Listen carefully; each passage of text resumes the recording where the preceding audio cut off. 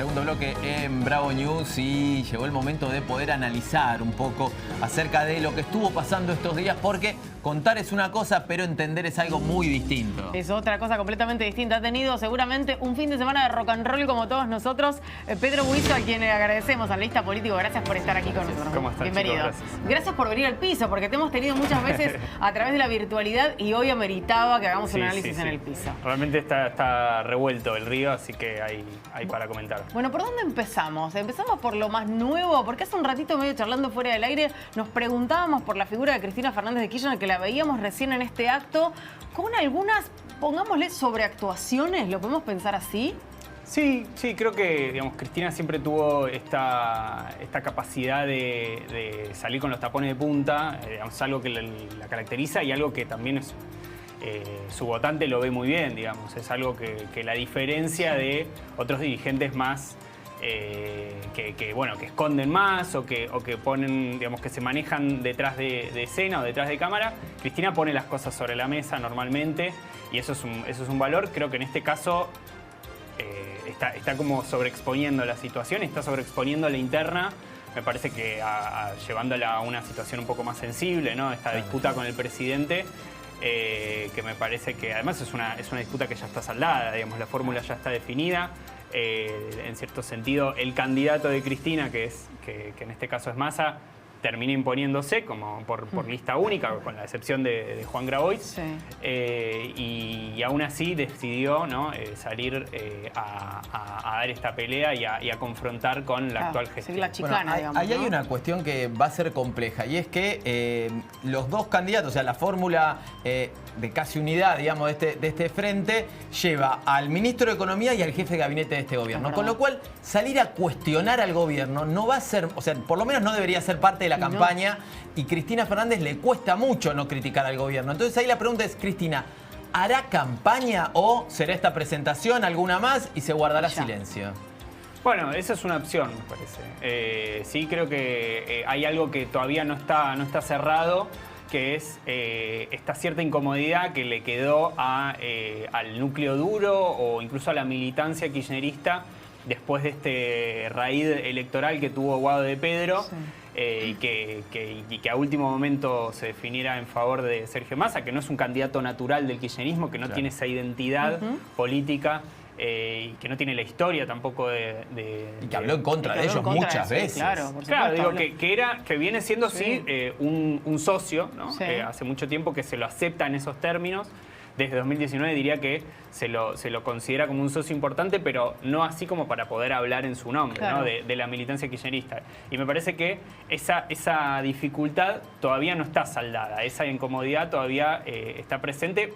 Va a haber que ver durante esta campaña si logran enfilar a ese núcleo duro tan relevante para entusiasmar, para contagiar. Sobre eso tengo dos preguntas para hacerte. Una es si puede haber algún tipo de sorpresa respecto al resultado que tenga Juan Grabois pensando en este núcleo duro. Y la otra es si lo que se propone Sergio Massa, que hoy a la mañana hizo una bajada a su equipo técnico y demás no se habla de política entre ustedes, la política la hago yo y la campaña se hace con gestión. ¿Hay gestión para hacer campaña o no hay paño? Bueno, hay que ver cómo se interpreta esa cuestión de la gestión, ¿no? Yo creo que hay un dato fundamental ahí, que es la inflación. La gestión del Ministerio de Economía en estos meses se viene tratando únicamente, prácticamente, de la inflación. Entonces, me parece que si empiezan a mostrar números de esa aceleración de la inflación, quizás pueda mostrar algo de eso. Bien. Y respecto a lo que preguntabas de Grabois, sí, me parece que tiene una ventana de oportunidad interesante, al menos para hacer una elección competitiva o para poder aportar algo de esa identidad, que como decía, hay una parte del núcleo duro kirchnerista que está todavía desorientado, que está todavía entendiendo, qué implicancias tiene esto de traer a Massa como candidato y que quizás se encuentre en Grabois una opción más cómoda, ¿no? Que se sientan más a gusto con una figura como Grabois. Y ahí, por supuesto, uno piensa en los candidatos de la fórmula del oficialismo, porque obviamente es el gobierno, porque está defendiendo de alguna manera su función, pero tenemos que pasar rápidamente a la fórmula, o por lo menos a los candidatos de la alianza opositora más importante, Juntos por el Cambio. Y ahí preguntarte algo que, hoy es una comidilla muy habitual.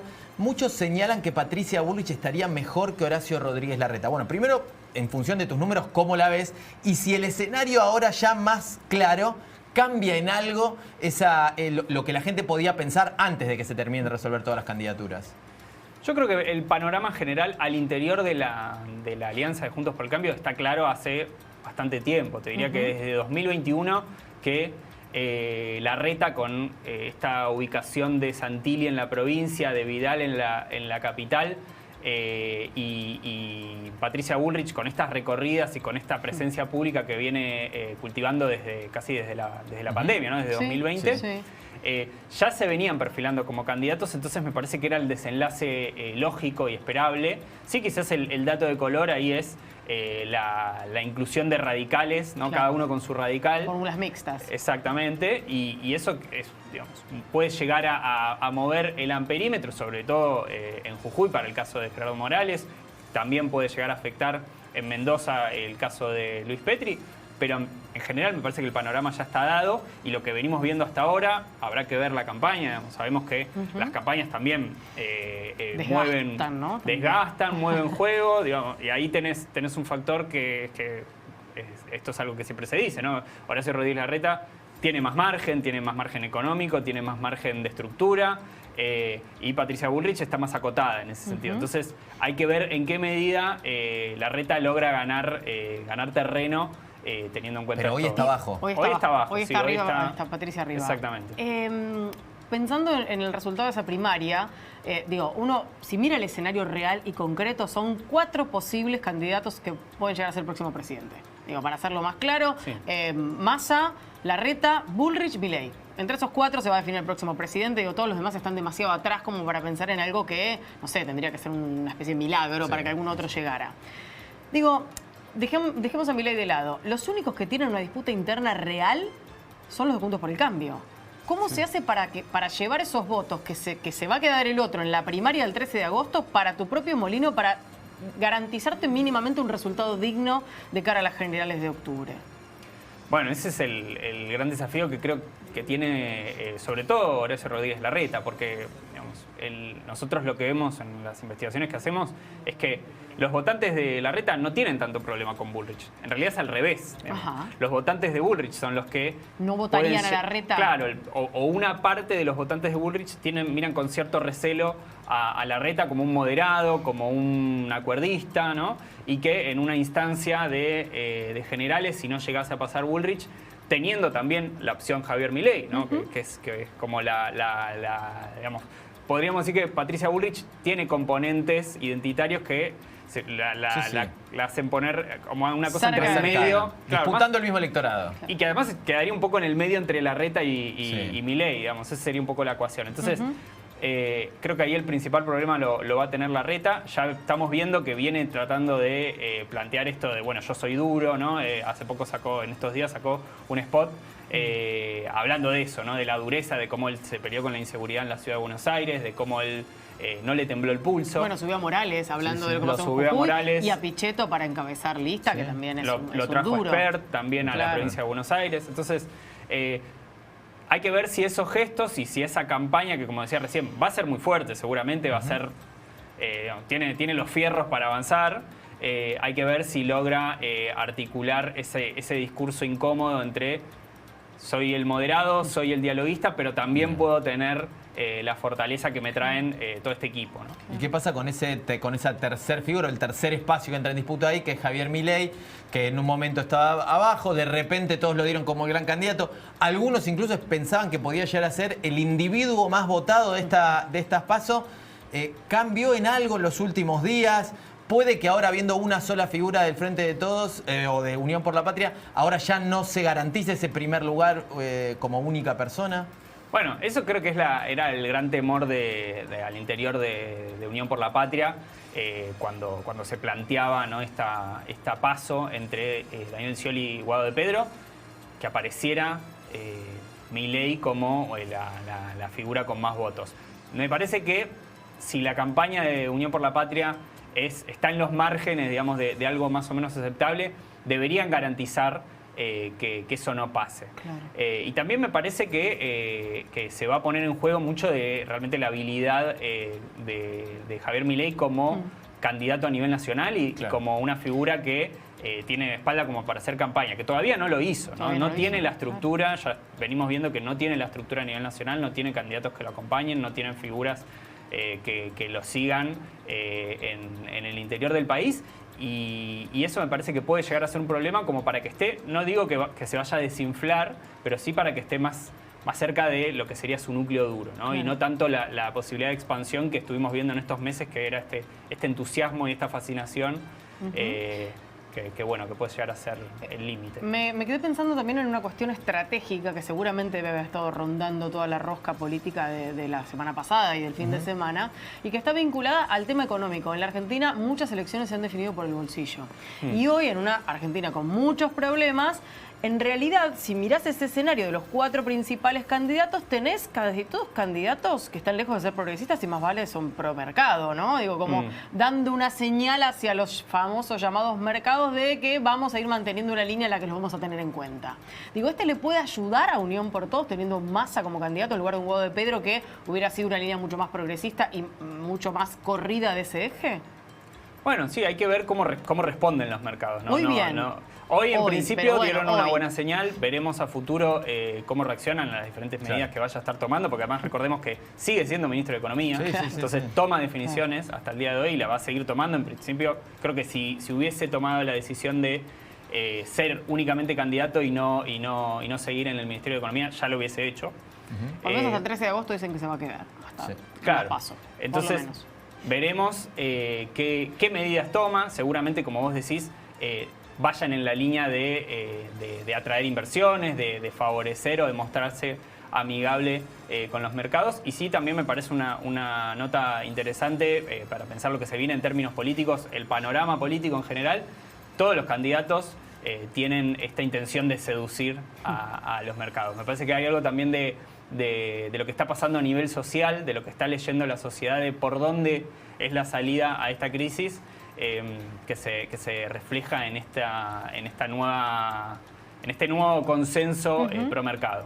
Ahí hay una cuestión, bueno, ahí estamos viendo una foto de Máximo Kirchner con Federico Termín, porque bueno, es el nuevo candidato que hay en Loma de Zamora. Ahí estuvo Sergio Massa recién también, ratificando su candidatura. Pero quiero volver a algo que mostramos justito antes de que compartiéramos con vos el piso, que es los datos sobre ausentismo y voto en blanco de las últimas elecciones que se dieron en la Argentina, a nivel provincial estamos hablando. Por arriba del promedio de lo que venía siendo históricamente desde el regreso a la democracia a las elecciones. Más cercano quizás a algunos números de 2001, ¿sí? Cuando realmente la política había sido puesta en discusión. El voto bronca. Claro, el voto bronca. ¿Crees que eso puede llegar a ser un factor? Si la gente vota menos, ¿quién se beneficia? ¿Cómo puede jugar eso?